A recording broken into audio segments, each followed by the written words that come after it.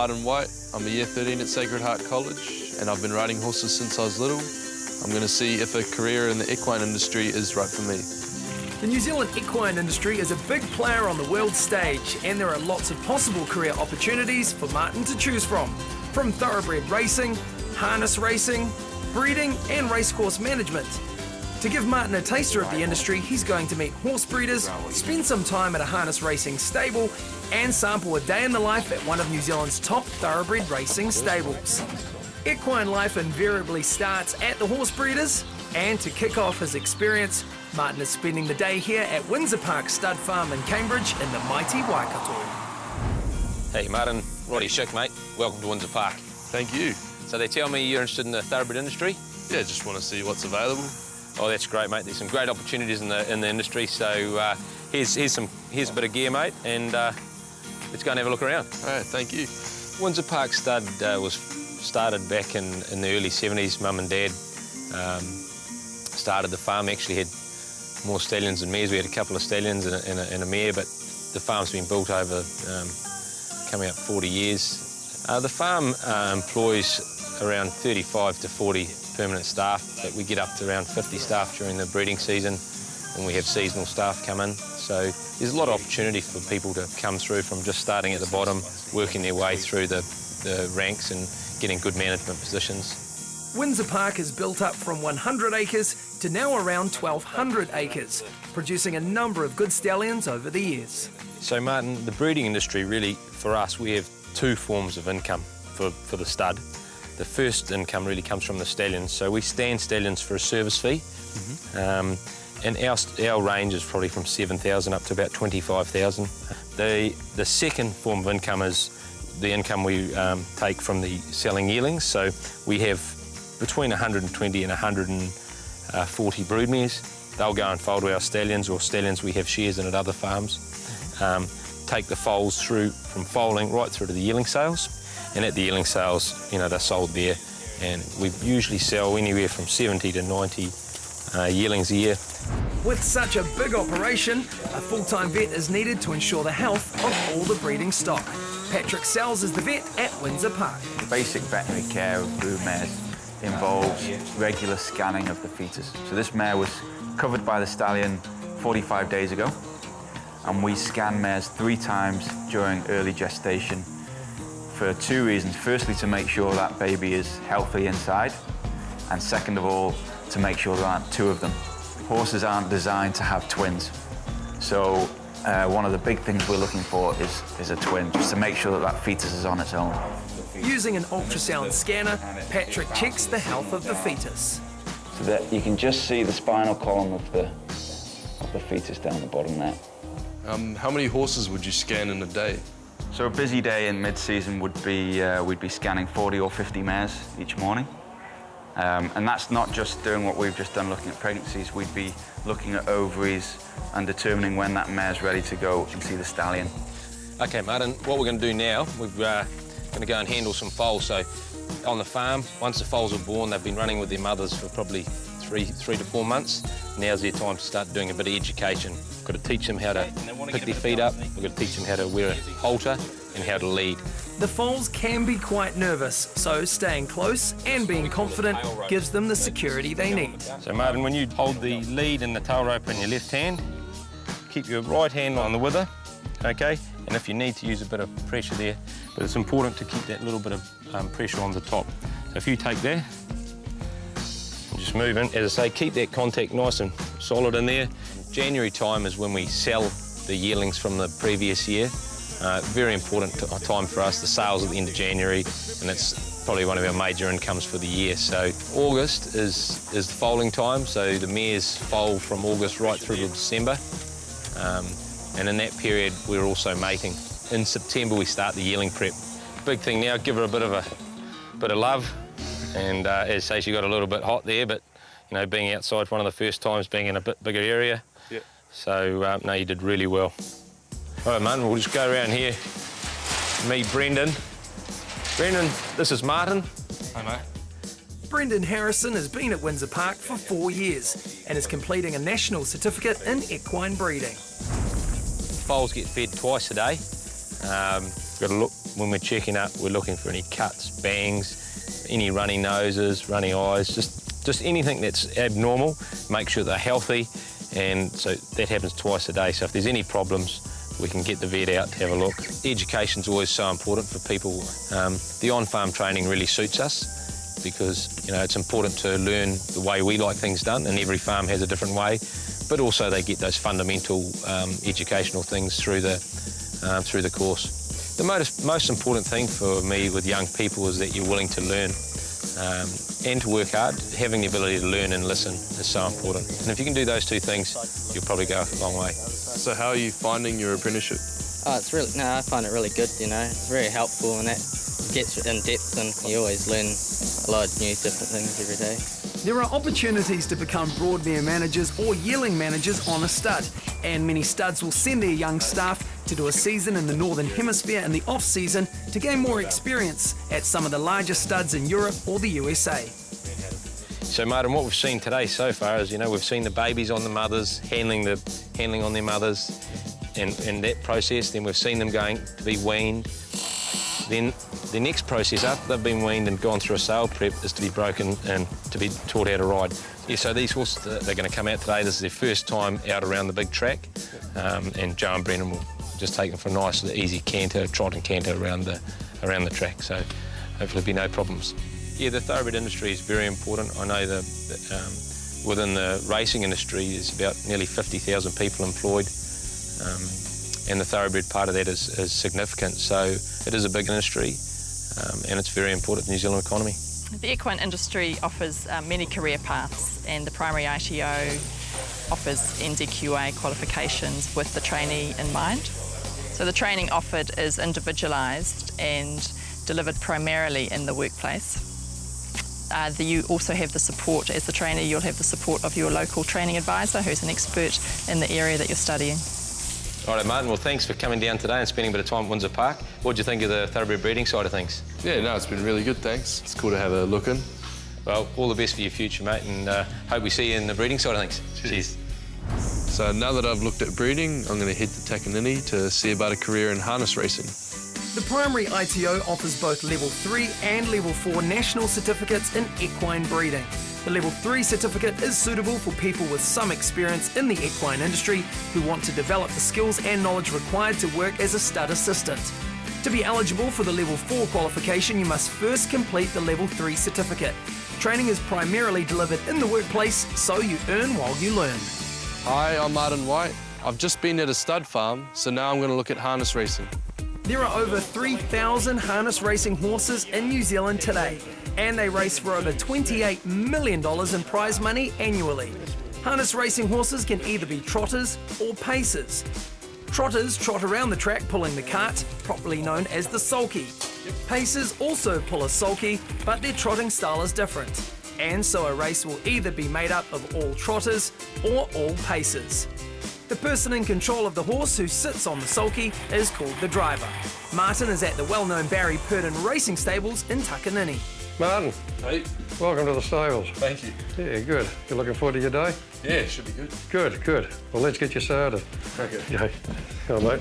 Barry Purdon is one of New Zealand's most successful trainers in harness racing, winning most major cups and derbies over the past few decades. And it's a business that he knows a lot about. My dad was a successful trainer in harness racing, and actually his father was too, so I was always sort of going to carry on, I guess.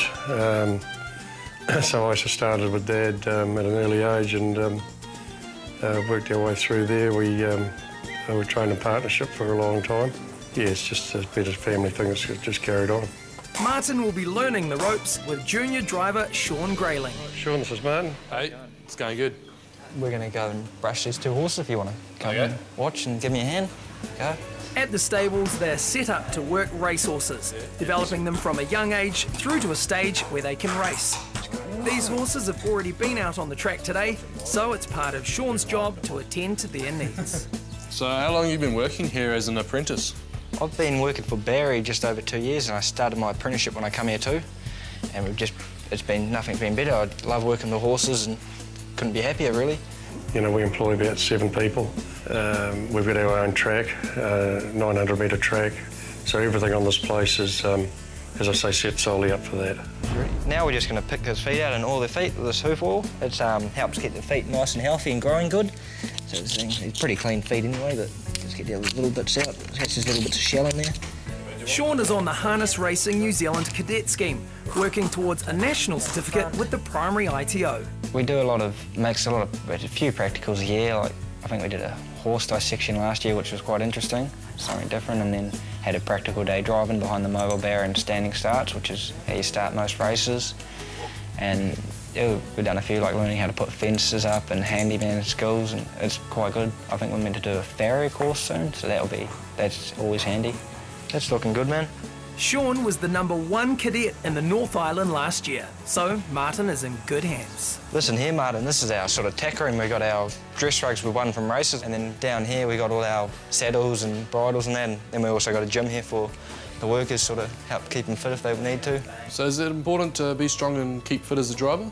To a certain extent, like you don't want to be like sort of too muscly and too heavy because it's not going to do any advantage, but you got to have the strength, enough strength to hold them if they do get a little bit keen, which... Unlike thoroughbred racing, where jockeys tend to be quite small, in harness racing there are no weight restrictions. There's no weight on the horse's back, so when you actually put yourself into a cart, into a sulky, we actually tie them down because the cart would probably just flip over backwards, and so it actually lifts the horse a wee bit.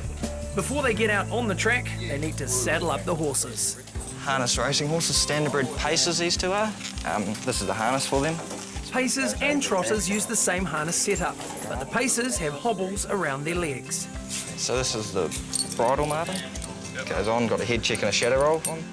The sulky is the cart that the driver sits in, so Martin is given a rundown of the safety aspects and what he'll need to know, including wearing a safety helmet while driving.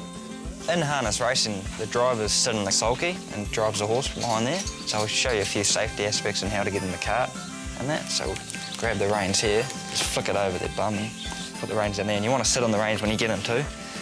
Feet up in the footrest, get your hands up nice and ready. So normally sort of that or that, sort of the way most people like to drive. But Is there anything I have to think about when I'm driving? when you go out into the track and drive, and when you go through gates, make sure you go right through the centre. It's because you've got the cart, so it drags on a bit. The horses don't take much attention to it.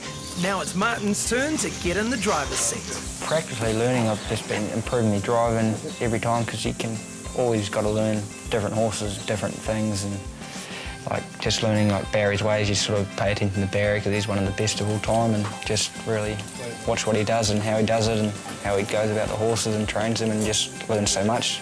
Try and learn as much as you can off everyone. Now, before we let you go out on your own on this horse, we'll put it in the dual seater and I'll come out with you. With their safety gear on, Martin and Sean head out onto the track. Come on. When you're driving along, just be alert, just in case there's anything. Just sort of watch the ears and the sort of ears movement. As a junior driver, Sean needs to drive over 10 winners before he can race at a premier night. And with more experience, there's a number of opportunities out there in harness racing. You could even go anywhere in the world, really, with horses. You've got a bit of horse school and that, the right qualifications. A lot of people will take you on, so go anywhere. It's a great industry. It's you're outdoors, and most people have the love of the horse, of course, and that's why they're really in it. So, no, it can be rewarding. What did you think about your first time driving a standardbred in the cart? Yeah, no, it was good fun, eh? Enjoy it? What was the best part? Oh, probably when we went a bit faster. Yeah, the canter. That was good. Yeah, I thought he went well. You can tell he's had experience. You know, he fitted in straight away, so no, he'll make the grade. Harness racing offers a very exciting career path in harness stable procedures and also in harness driving. The qualifications that we offer from the primary ITO are NZQA endorsed as well, and also have the backing of the harness racing industry. Yeah, I had a really good day today working with Sean and looking after the horses, seeing how they do things around here. And the sulky driving was really cool and quite exciting. The primary ITO offers a Level 3 National Certificate in Stable Procedures with a Strand in Harness Racing Stable Assistant. The qualification is suitable for people involved with horses in supervised roles as harness racing stable assistants.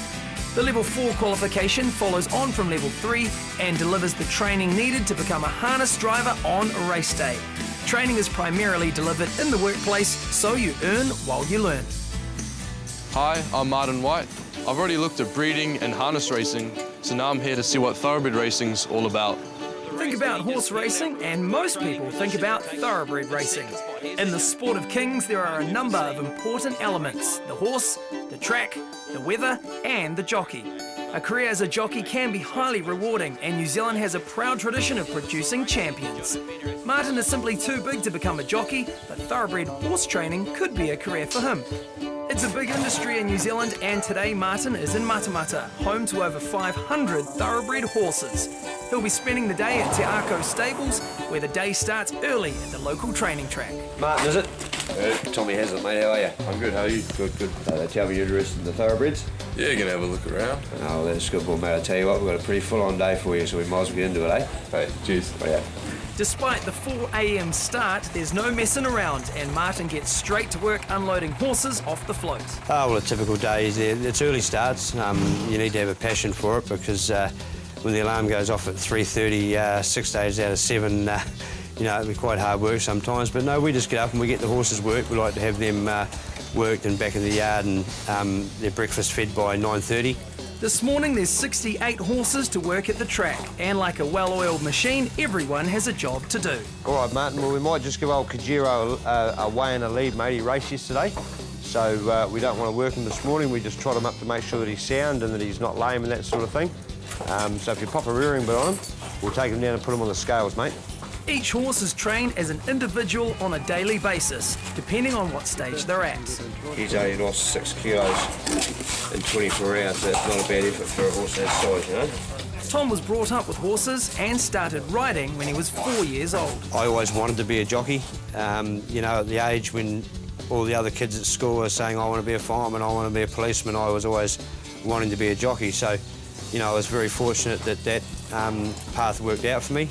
And it's been a happy and successful career. But not everyone working in the thoroughbred industry has come from a background in horses.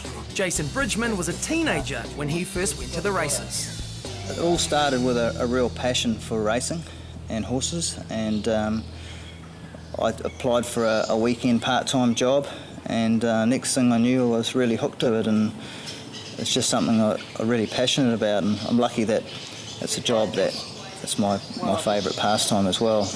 Training a horse is a long process. Many people won't realise when they see the end product race day how much work has gone in to get to that point.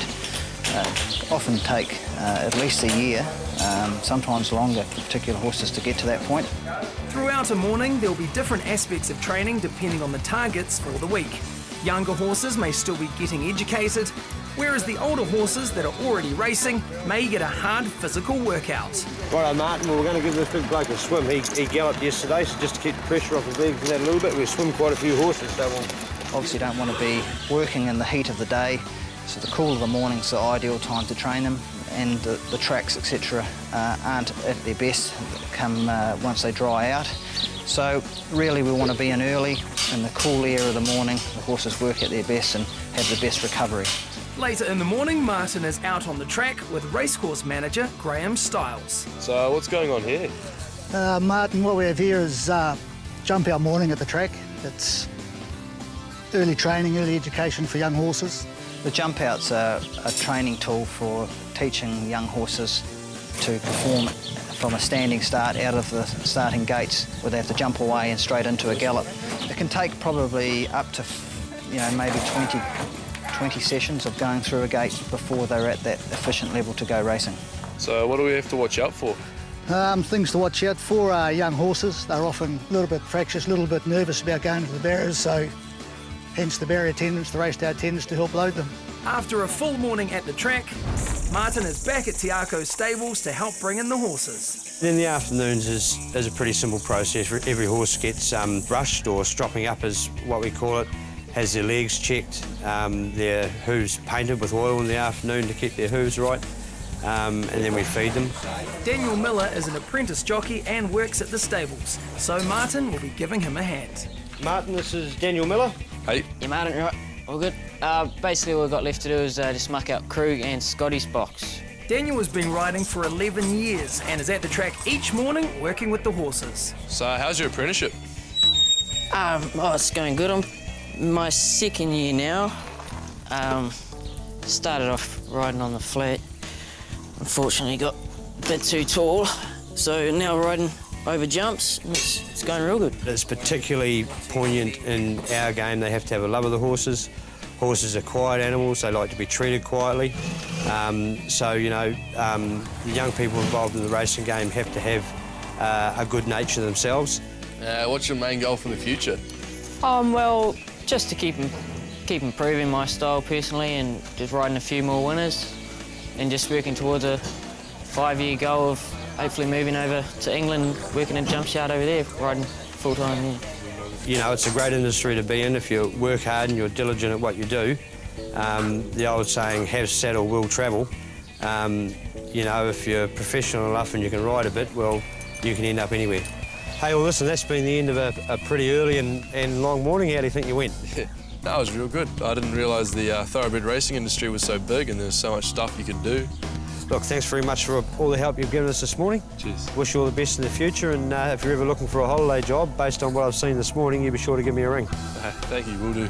The thoroughbred industry is huge in New Zealand, and the careers that it offers are very rewarding. Most people come in initially as a stable assistant and working on the ground with horses, and then once they've achieved those skills, if they have the desire and the stature, can move on into becoming an apprentice jockey. So over the last few days, I've looked at horse breeding, harness racing and thoroughbred racing, and it's been really cool. Like, all three industries are really awesome, and I'm definitely going to have to look further into all of them, and it's been an awesome opportunity. The primary ITO offers a Level 3 National Certificate in Stable Procedures with a Strand and Thoroughbred Stable Assistant and Thoroughbred Track Rider. The National Certificate Level 4 delivers the skills and knowledge to become a licensed jockey to ride on race day. Training is primarily delivered in the workplace, so you earn while you learn. For more information about careers in the equine industry, contact the primary ITO.